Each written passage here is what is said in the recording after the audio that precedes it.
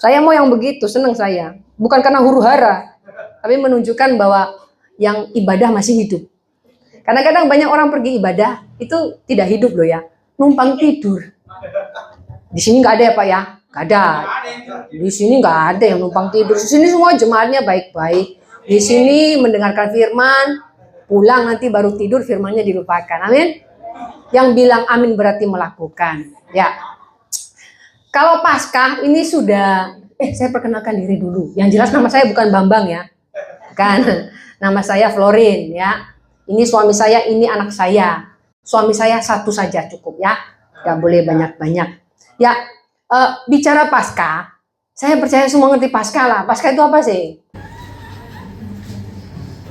Biasanya kalau Paskah khotbahnya kematian, kemudian kebangkitan. Udah biasa. Anda juga nonton di YouTube banyak itu. Saya seminggu ini khotbahnya Paskah terus. Tapi pertanyaannya, ketika ngomong Paskah, itu ceritanya apa sih Paskah ini? Ada expirednya nggak Paskah ini? Paskah ini kan bicara penebusannya, kemenangan berarti. Ada expirednya nggak?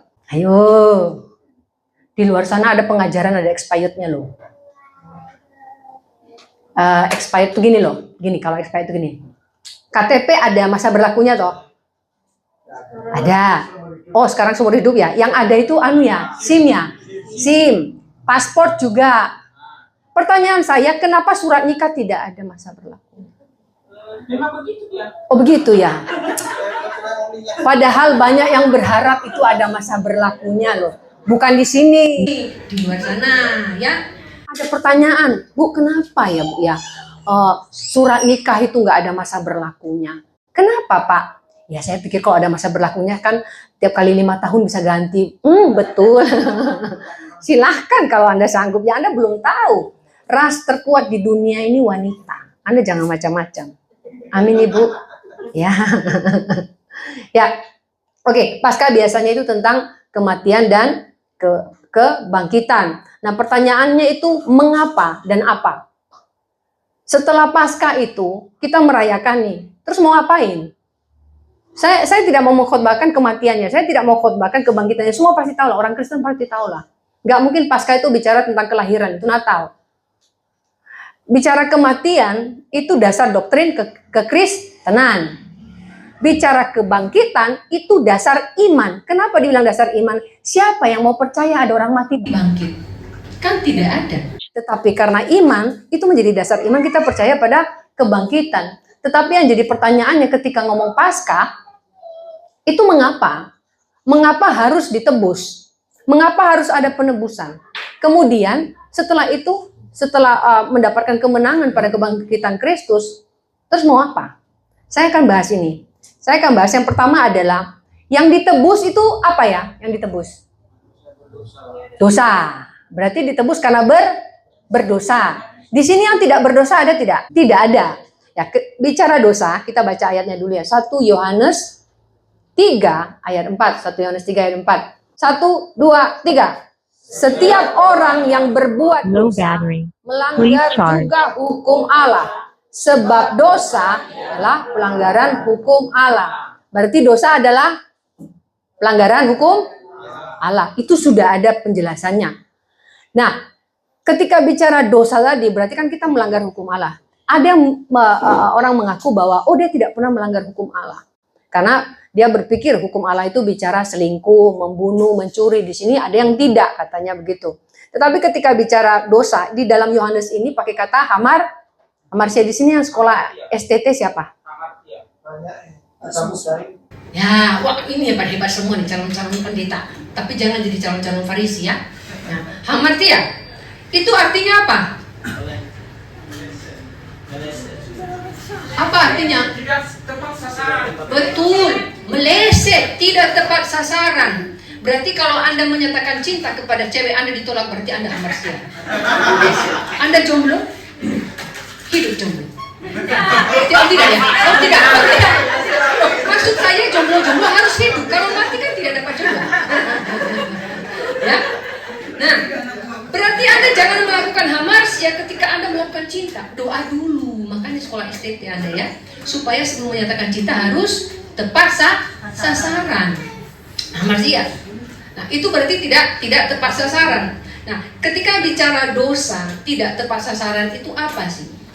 Alkitab begini, kenapa saya bahas ini? Supaya kita tahu kalau kita merayakan Paskah, itu momennya apa? Apakah kemudian kita merayakan, oh kita berkemenangan, sebentar dulu, apa yang ditebus, kita harus tahu itu.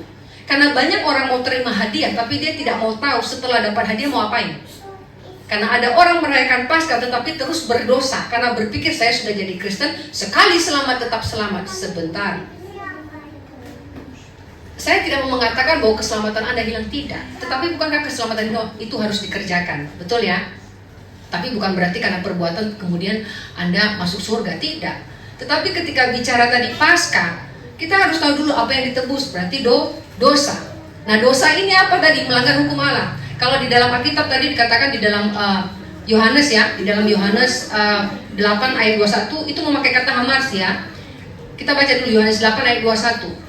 Aku akan pergi dan kamu akan mencari aku, tetapi kamu akan mati dalam dosamu. Itu memakai kata hamartia, ya. Sedangkan di Yohanes tadi itu memakai kata sebab dosa ialah pelanggaran hukum Allah. Memakai kata anomia, bukan anemia ya, itu kurang darah. Dosa ini harus kita pahami dulu. Saya mau menegaskan tentang dosa ini untuk mengingat Paskah supaya kita tuh tahu kenapa Paskah ini harus ada. Karena kita sering lupa kenapa kita ini harus ditebus. Berpikir bahwa sudah jadi Kristen pokoknya semua aman. Ingat, momen ini mengingatkan kita dengan dosa. Gagal mengikuti standar Tuhan. Di sini kan kalau ada standarnya ya, saya tidak tahu. Saya pernah mendoakan seseorang, dia umur berapa ya, 40 ya. Dia minta didoakan supaya dapat jodoh gitu. Saya bilang oke, apa? Mari kita berdoa. Dia bilang, sebentar, saya mau memberitahu standar saya. Oh, standarnya apa ya? Dia harus tinggi. Oke lah, tinggi. Dia harus kaya. Oh, oke, kaya lah. Dia harus sekolah di luar negeri. Oh, luar negeri. Dia tidak boleh anak tunggal. Aduh, banyak sekali ya. Kemudian yang keempat, ibunya, ayahnya tidak boleh bercerai. Oh iya, sampai 10. Itu standarnya dia. Nah, kalau Tuhan punya standar tentang hidup. Kalau standar Tuhan sama tidak dengan standarnya manusia?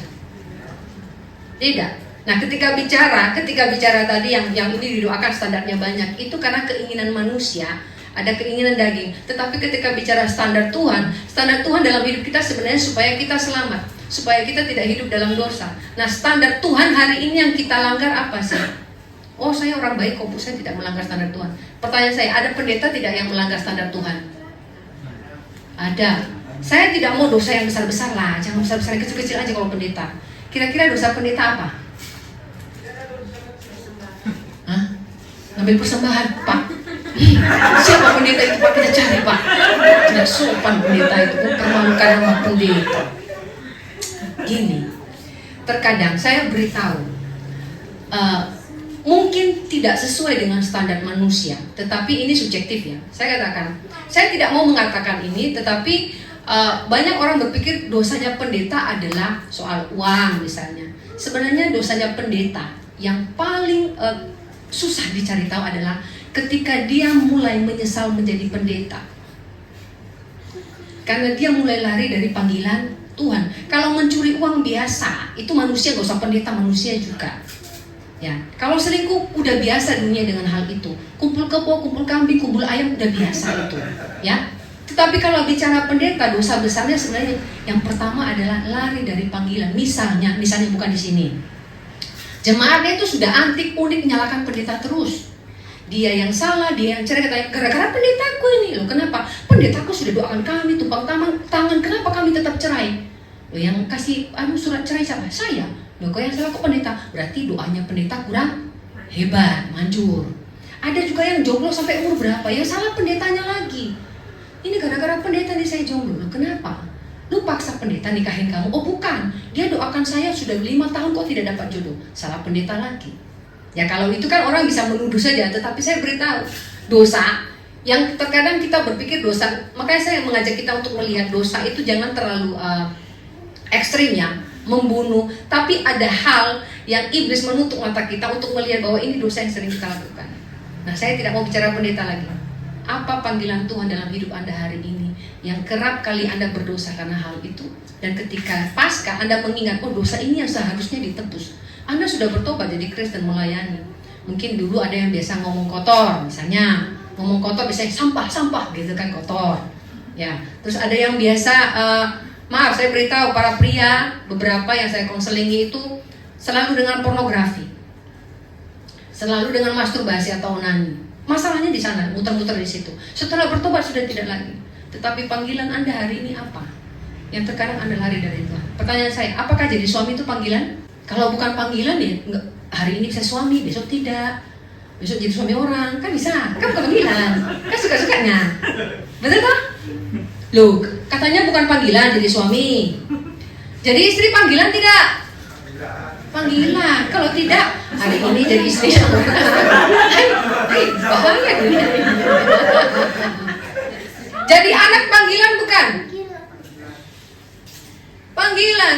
Makanya ada yang namanya ayat firman Tuhan untuk suami, ada untuk istri, ada untuk anak. Karena ada panggilan di dalamnya. Kalau anak tidak jadi panggilan, dia tidak akan tunduk pada orang tua, dia tidak akan taat pada orang tua.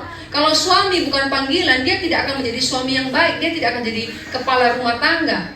Istri juga kalau dia tidak berpikir bahwa istri adalah panggilan, dia tidak akan menjadi istri. Ketika suaminya pulang, suami bilang, masak apa? Lu pikir gua babu? Kamu nikahin saya mau nikahin pembantu apa? Kan tidak begitu jawabannya. Ada di sini yang istrinya ketika suaminya pulang, masak apa gitu. Terus nanti dia, lu masak aja sendiri. Ada yang begitu?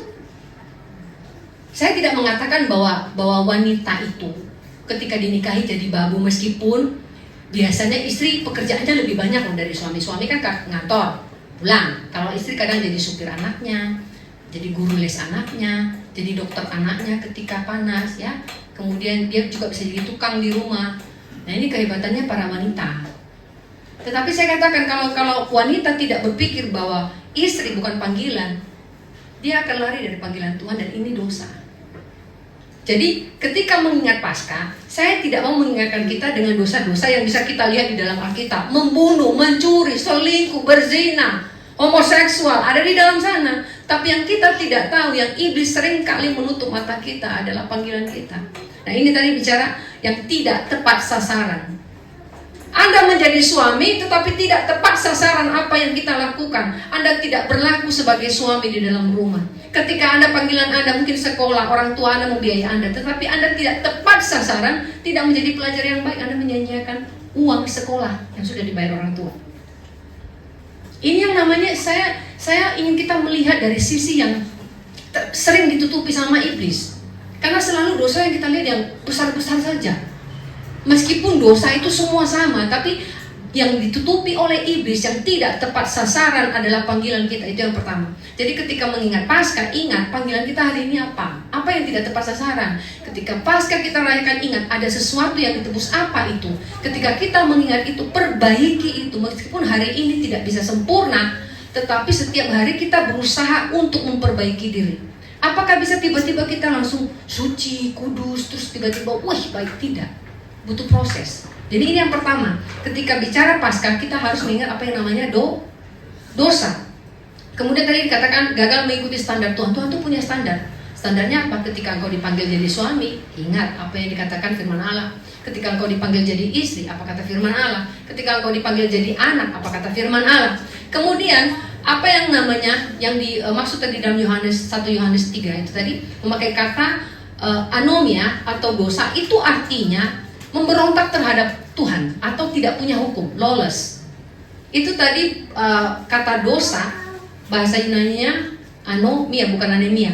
Nah, itu memberontak terhadap Tuhan. Di dalam 1 Yohanes 3 ayat 4 dikatakan sebab dosa ialah pelanggaran hukum Allah.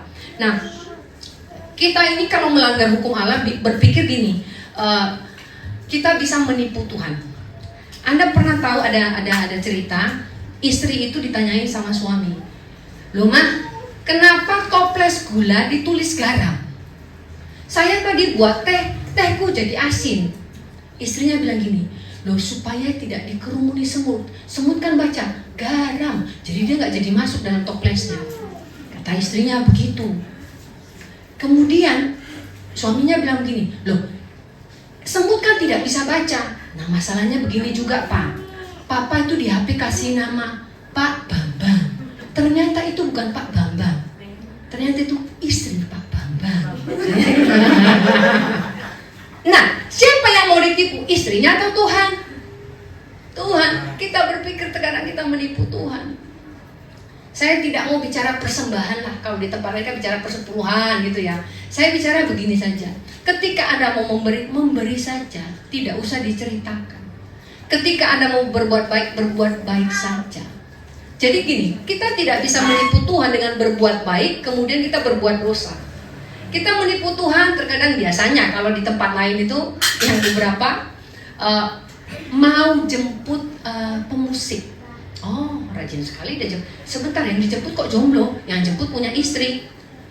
Soalnya dia tidak bisa naik sepeda motor. Oh, oke. Nah, kenapa laki yang jemput cewek? Saya beritahu, bukan saya tidak mau mengatakan itu dosa, tetapi akan menjadi dosa. Misalnya tidak usah berimajinasi para pria ya. Anda tiba-tiba bawa sepeda motor, bonceng cewek, ngerem tiba-tiba. Berpikir bahwa kalau bisa sepanjang jalan saya ngerem terus. Terkadang tidak niat berdosa, jadi berdosa. Kecuali Anda jemput nenek-nenek, Anda ngerem, rambut Anda dijambak. Berhenti kau. Belum pernah, saya dulu pernah bonceng yang namanya Opung, sudah almarhum. Saya tuh bukan ngerem, tapi tiba-tiba saya kan mau belok. Tahu cara dia ngerem, rambut saya dijambak. Berhenti kok. Oh, rambut saya bisa botak. Kita sampai di gereja saya udah gak punya rambut. Itu memberikan tanda untuk ngerem.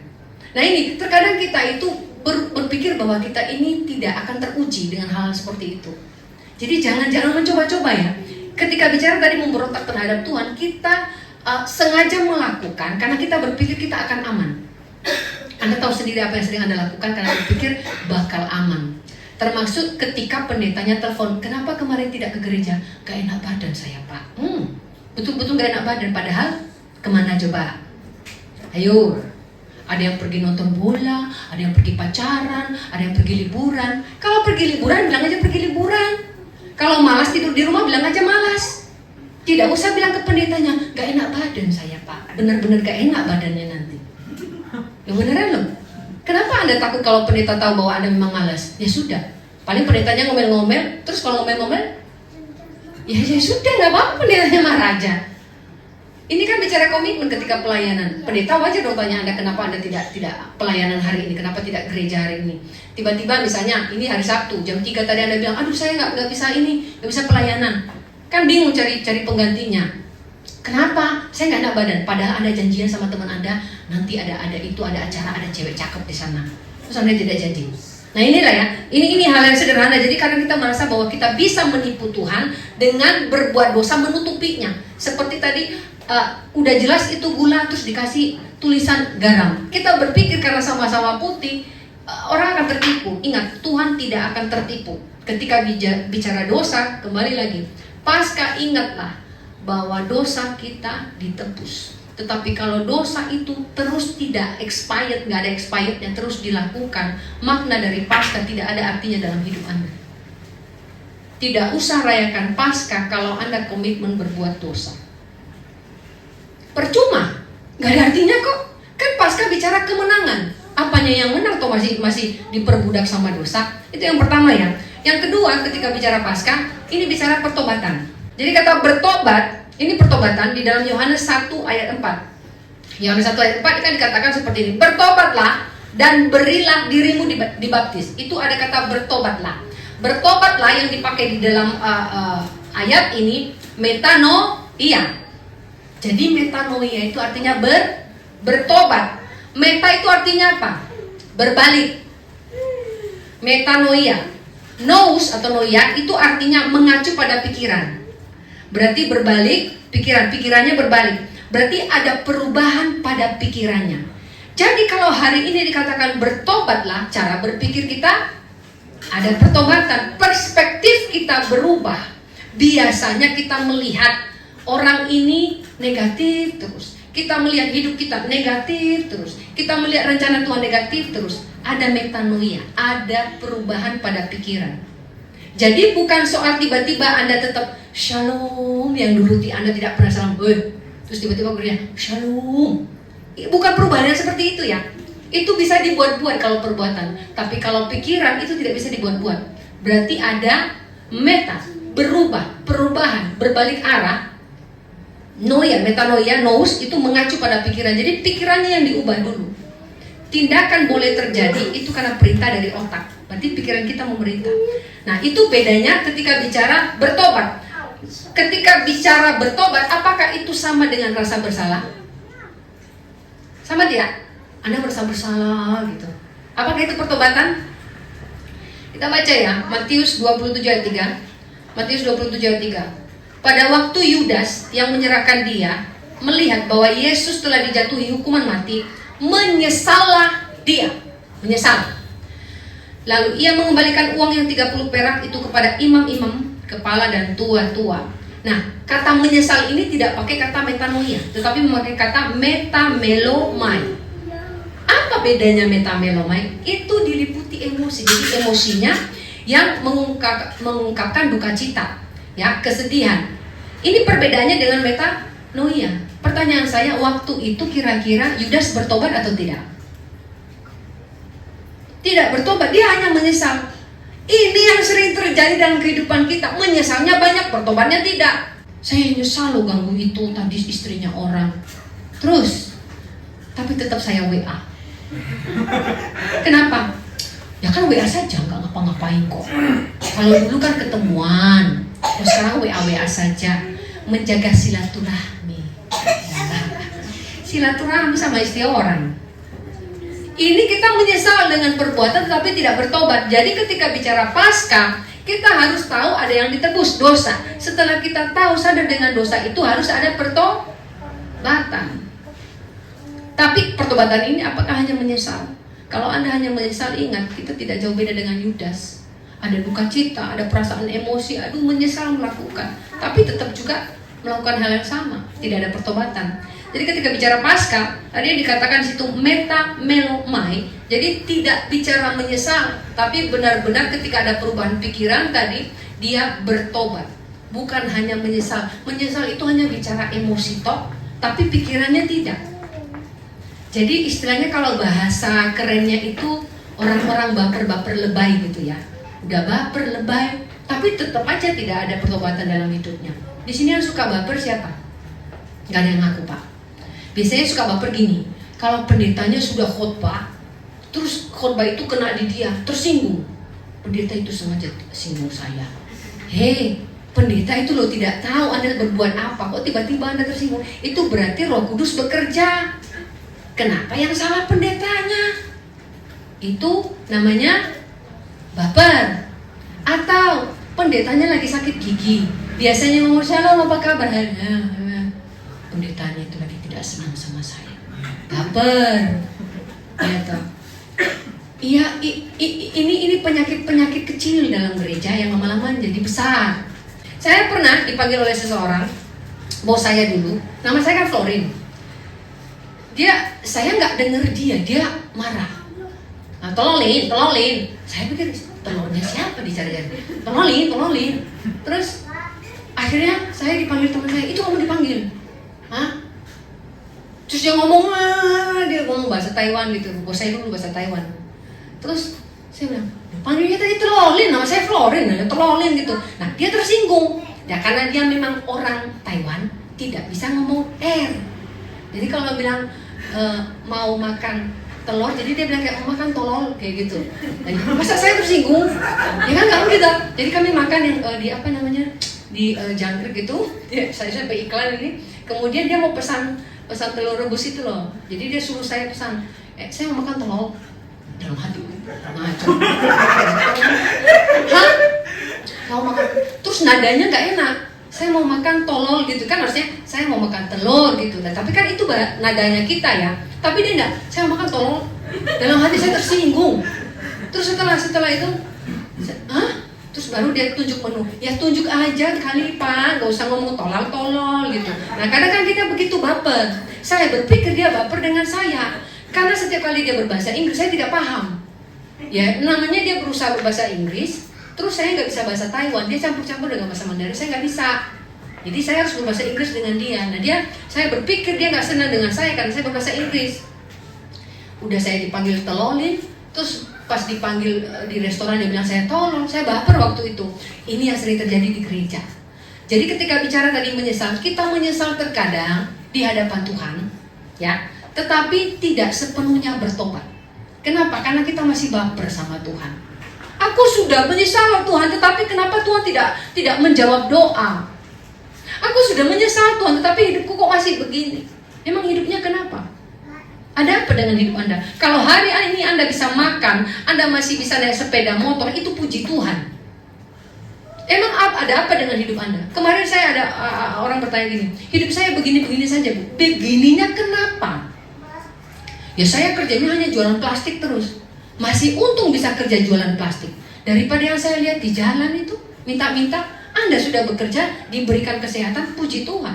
Jadi kalau Anda mengatakan hidup saya begini-begini saja, Anda sudah tidak benar-benar mencintai Tuhan dengan apa yang Tuhan lakukan dalam hidup Anda. Jadi dia menyesal dengan perbuatannya sudah berdosa, kemudian dia berdoa kepada Tuhan, tidak dijawab doanya, kembali lagi dia baper sama Tuhan. Tuhan sudah tidak sayang saya. Jadi ini ketika bicara pertobatan tadi ya, harus bedakan menyesal dengan bertobat. Saya percaya di sini tidak ada yang merokok. Tidak ada toh? Ya, saya berkali-kali kalau saya bilang tanggung rokok itu knalpot motor aja isi situ. Gede asapnya. Jadi ada seorang wanita yang melihat tetangganya itu pagi-pagi jam 5 itu jalan. Dia bilang sama bapaknya, "Loh Pak, pagi-pagi kok sudah bangun?" "Oh ya saya olahraga." "Loh, kenapa kok jadi suka olahraga dulu enggak?" "Ya, saya sekarang sudah berhenti merokok. Jadi saya ini olahraga." Wah, dia harus beritahu ke suaminya. Dia pulang, dia bilang ke suaminya, "Pak, itu loh tetangga itu dia sudah berhenti merokok, sekarang olahraga." "Loh, bukannya seminggu lalu dia masih merokok?" "Udah enggak tuh katanya, sudah enggak merokok." Bapak ini pergi setelah pulang kerja, sorenya dia bertamu, dia bilang, "Pak, beritahu saya, kenapa Bapak bisa berhenti merokok?" "Oh iya, soalnya kasihan istri saya sakit." "Oh, tahu diri juga berarti Bapak ini." "Nah, kenapa Pak?" "Iyalah, saya lempar asbak rokok masuk rumah sakit ya." "Oh, bukan karena rokok."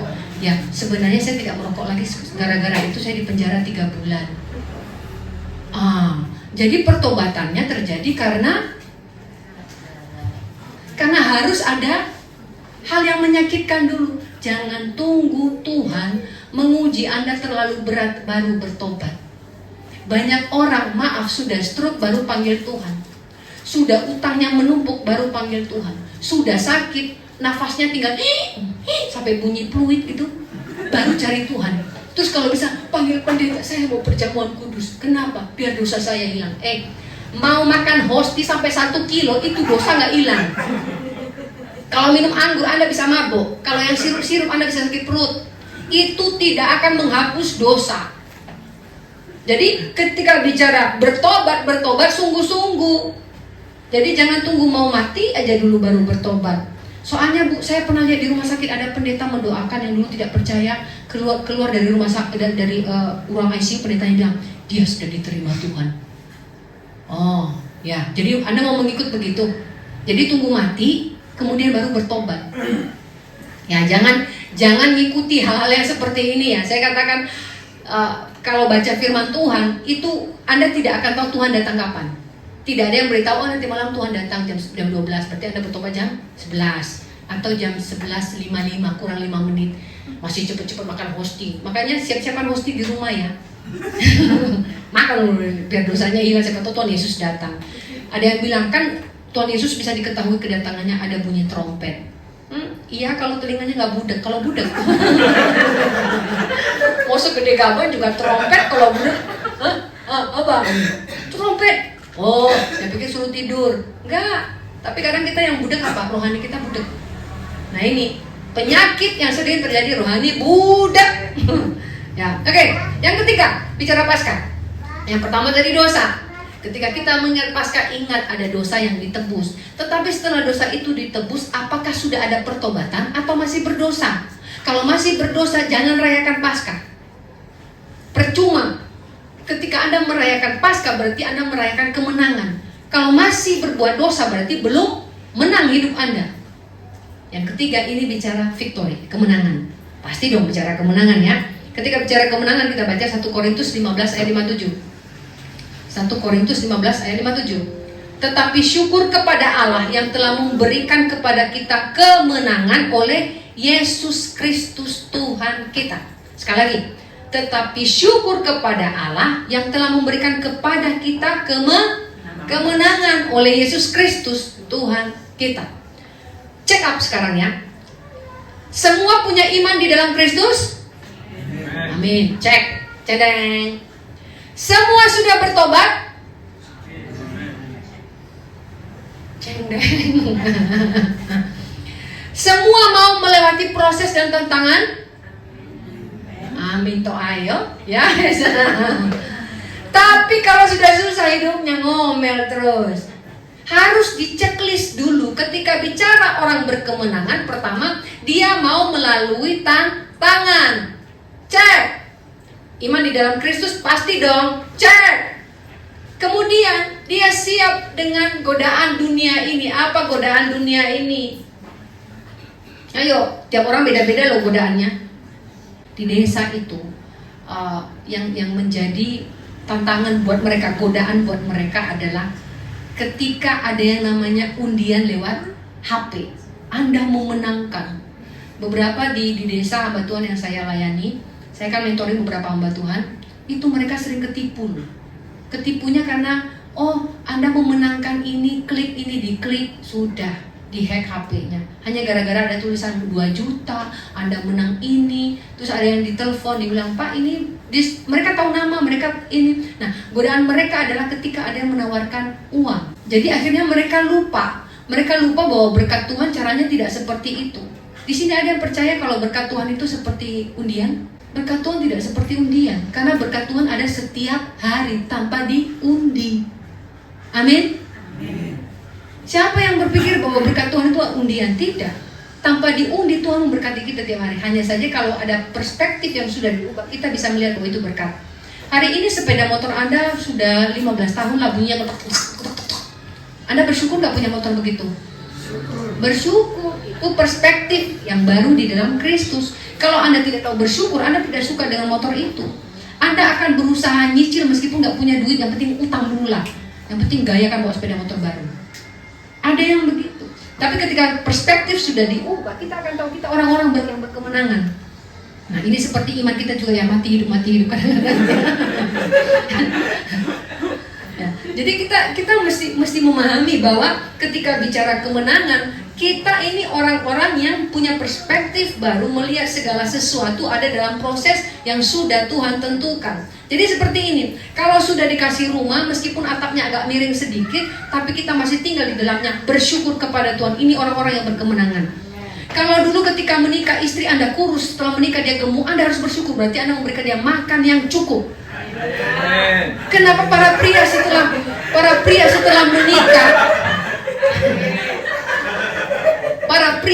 menikah, kenapa harus prianya yang hamil dan tidak pernah melahirkan setelahnya? Harusnya para pria itu 6 pack, ini 6 month.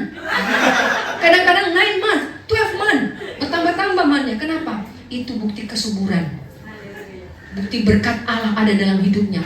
Ingat ya, para pria yang sudah menikah, kalau susah hati kurus loh. Kasihan mukanya. Coba kalau perutnya sudah gede, istrinya pasti luar biasa itu, memberikan makan yang cukup, ya, bahagia pasti hidupnya. Jadi bersyukur dengan apa yang kita miliki. Jangan istilahnya apa ya? Kalau bahasa sini apa? Serakah, kemaruk.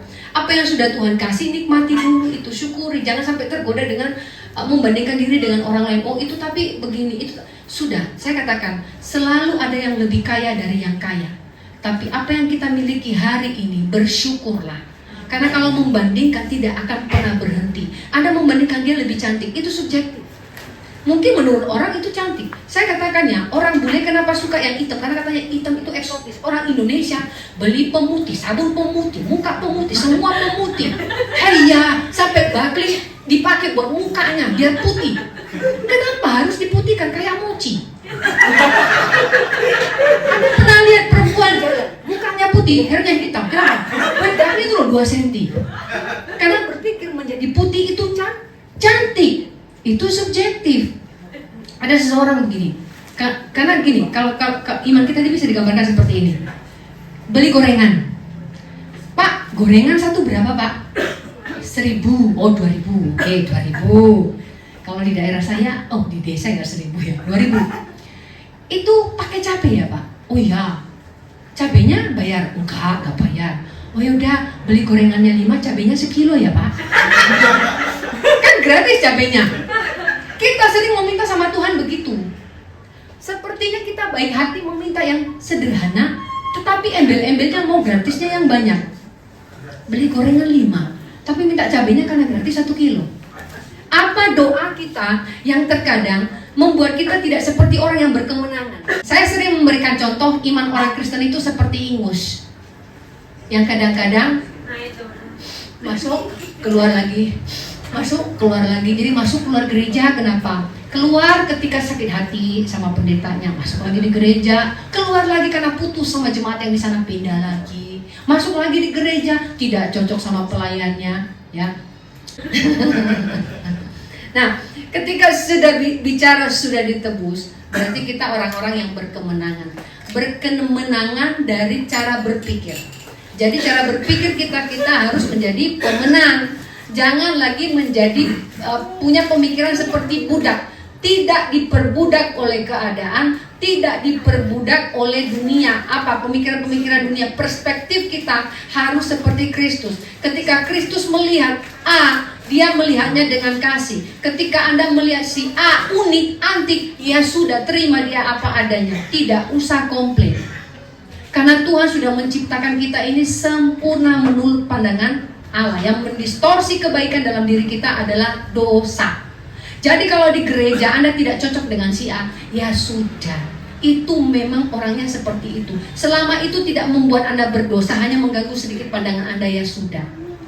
Anda kalau lihat jemaat datang ke gereja misalnya, dia rambutnya diikat sebelah, celananya panjang sebelah, ya diam saja. Mungkin hari itu dia sedang depresi. Doakan, nggak usah terganggu matanya, ya.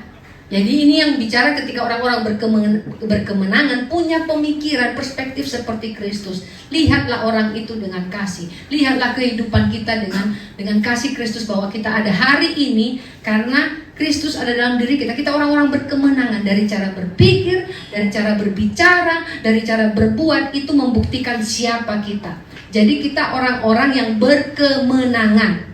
Orang-orang yang berkemenangan bukan orang kaya yang banyak duitnya, tetapi yang kaya dengan karakter. Kaya dengan karakter. Kristus mengampuni, mengasihi, semua ada di dalamnya. Buah roh ada di mana? Galatia 5 ayat 22 sampai 20 22 sampai 23 ya, jangan banyak-banyak. Nanti kepanjangan kita nggak hafal-hafal ya. Nah, dihafal itu supaya kita tahu bahwa apa buah yang sudah kita hasilkan hari ini. Mungkin tidak sempurna, tetapi setiap hari kita harus melihat, oh hari ini saya sudah melakukan ini, hari ini saya sudah melakukan ini.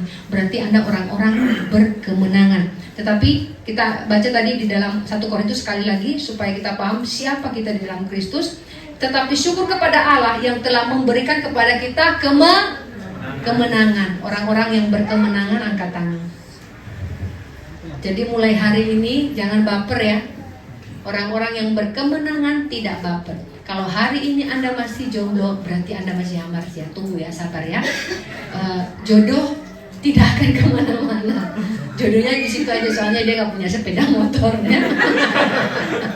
Nanti kalau Anda sudah pacaran sama dia baru kemana-mana. Oke? Nah, 3 hal ini tadi, yang pertama adalah yang harus kita ingat tentang pasca dosa. Kedua, pertobatan. Ketiga, kemenangan. 3 hal ini ingat setiap kali Paskah, supaya kita tahu kenapa Paskah itu ada. Jadi jangan hanya bicara Yesus mati, Yesus bangkit, tapi tidak bicara tentang diri kita. Ada kalanya kita harus melihat pada diri kita kenapa Paskah itu ada. Amin. Mari kita berdoa. Yesus Tuhan, Yesus Tuhan, Yesus Tuhan. Terima kasih.